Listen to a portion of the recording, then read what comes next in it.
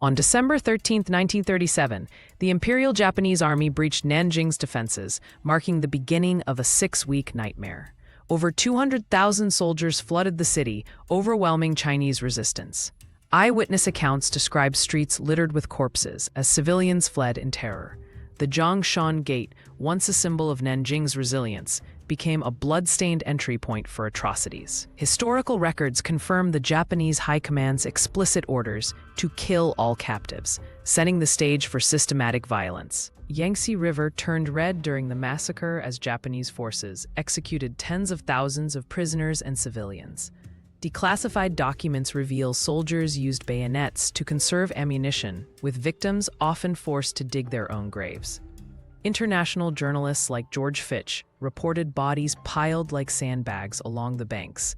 The Nanjing Safety Zone, established by foreigners, offered little protection. Men were routinely dragged away for inspections and never returned. This phase showcased the calculated brutality of the occupation.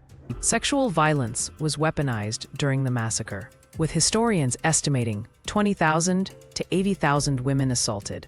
Survivor testimonies describe comfort stations where women were imprisoned and streets where rape victims were mutilated post-assault. The Tokyo War Crimes Tribunal later confirmed Japanese officers participated directly. Notably, missionary Minnie Vautris risked her life documenting cases, including girls as young as 9. These crimes were meticulously planned, with soldiers reportedly receiving orders to destroy evidence by killing victims afterward. Fire became Japan's tool to conceal crimes, with over 1/3 of Nanjing deliberately torched. Flames consumed cultural landmarks like the Confucian Temple and residential districts, leaving 70% of the city in ashes. U.S. diplomat John Rabe's diary notes soldiers pouring gasoline before ignition, often with families trapped inside. Satellite imagery from 1938 confirms the scale of destruction. Entire blocks reduced to skeletal ruins. This arson served dual purposes: psychological terror and elimination of mass grave sites.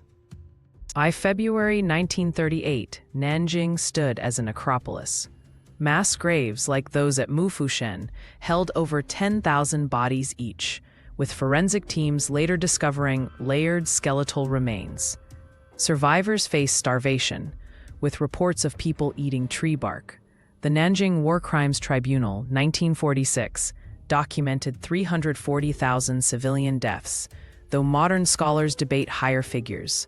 Crucially, Japan's post-war education system largely erased this history, a denial echoing today in controversies over Yasukuni shrine visits and textbook revisions.